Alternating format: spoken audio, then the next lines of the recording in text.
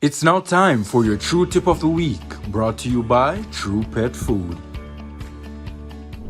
So we're here with Dr. Jax Heffes, and we're going to be talking about pet safety. So Dr. Heffes, what are some ways owners can ensure the safety of their pet?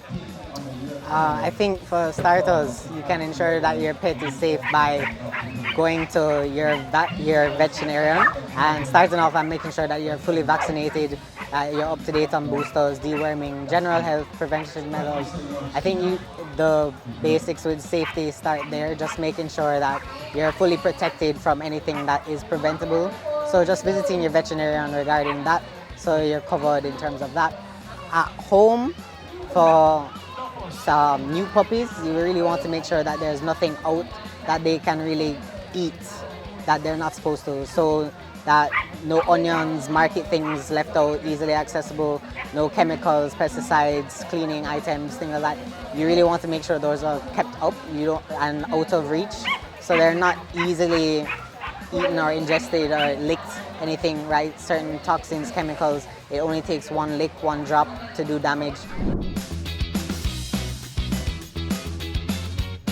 Electrical sockets is a main one. Cats, kittens, puppies, a lot of people don't really think about it, but loose cords, anything that may look fun to play with for a child or a puppy, they're gonna try and want to bite on that.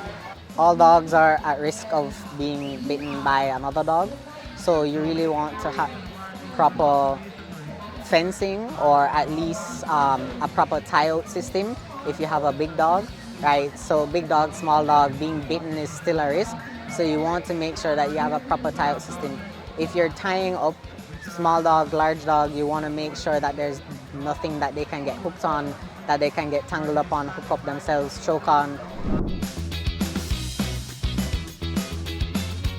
So small dogs are a bit of a little extra risk with that.